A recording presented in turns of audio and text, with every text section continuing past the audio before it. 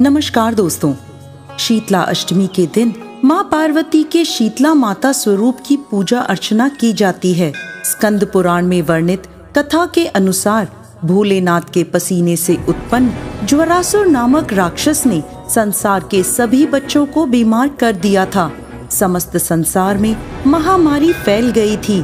तब बुखार से तड़पते बच्चों के लिए और महामारी को दूर करने के लिए माता पार्वती ने शीतला माता का अवतार धारण किया और ज्वरासुर का संहार करने के लिए अपने हाथों में दाल के दाने लेकर वो देवलोक से धरती पर राजा विराट के राज्य में रहने आई थी। लेकिन राजा ने शीतला माता को राज्य में रहने से मना कर दिया, जिससे शीतला माता क्रोधित हो गईं। क्रोध की ज्वाला से राज्य में इतनी गर्मी पैदा हो गई कि राज्य में रहने वाले लोगों को तेज बुखार या ज्वर होने लगा। ज्वर से लोगों के शरीर में छोटे छोटे दाने निकलने लगे। राज्य में रहने वालों को कष्ट में देखकर राजा को अपनी गलती का एहसास हुआ और वो माता से क्षमा मांगने लगे। माता के गुस्से को शांत करने के लिए राजा विराट ने माता शीतला को ठंडी लस्सी और कच्चे दूध का भोग लगाया। राजा के सेवा भाव को देख माता शांत हुई। तभी से ही माता को भोग में ठंडी और बासी चीजों का भोग लगाया जाने लगा। इसके बाद माता ने ज्वरासुर राक्षस का संहार कर दिया और महामारी और रोगों से संसार की रक्षा करी। शीतला माता की पूजा करने से बच्चों को बीमारियों से मुक्ति मिलती है। माँ शीतला अपने भक्तों की बीमारियां एवं रोगों से सदैव रक्षा करती हैं। माता शीतला की पौराणिक कथा के अनुसार एक समय माता शीतला सोचने लगी कि आज धरती पर जाकर देखती हूँ मेरी पूजा कौन कौन करता है।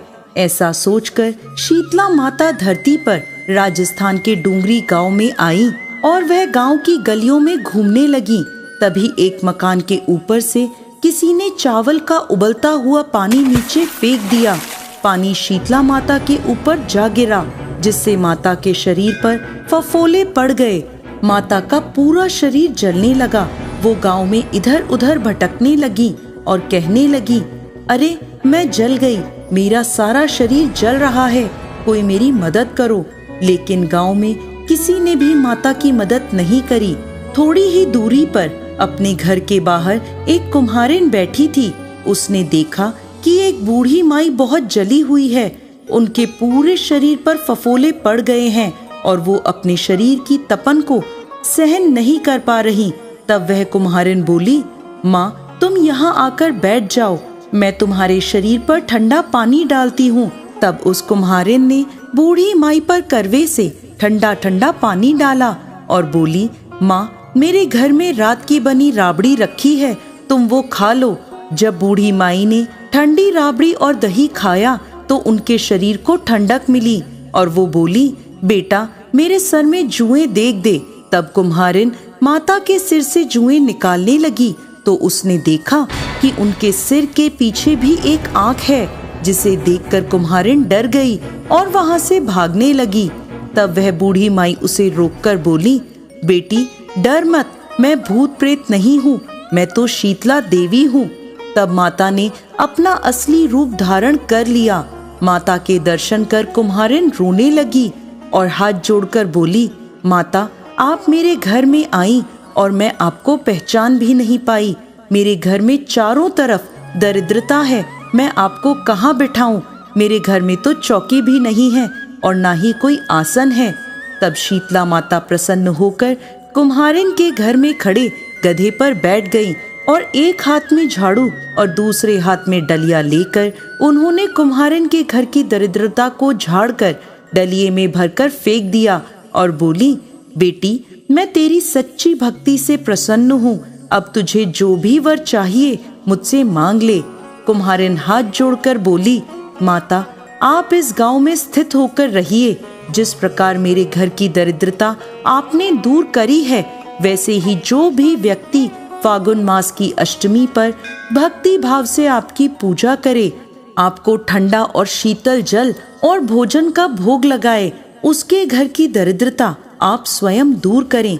माता ने उसे तथास्तु कहा और बोली, तू इस करवे का जल अपनी झोपड़ी पर छिड़क लेना।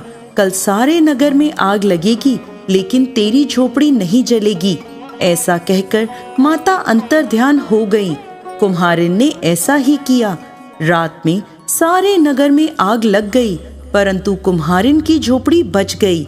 यह देखकर नगर के राजा ने कुम्हारिन को बुलवाया और उससे पूछने लगे, कुम्हारिन, सारे नगर में आग लगी, लेकिन तेरी झोपड़ी कैसे बच गई? तब कुम्हारिन ने राजा को शीतला माता की कृपा की सारी बात बता दी और बोली, मुझ पर शीतला माता की कृपा हुई है। उस दिन राजा ने पूरे नगर में ऐलान करवा दिया कि अब से शीतला अष्टमी के दिन किसी भी घर में चूल्हा नहीं जलेगा और हर घर में शीतला माता को ठंडे और शीतल भोजन का भोग लगाया जाएगा। जय मां शीतला।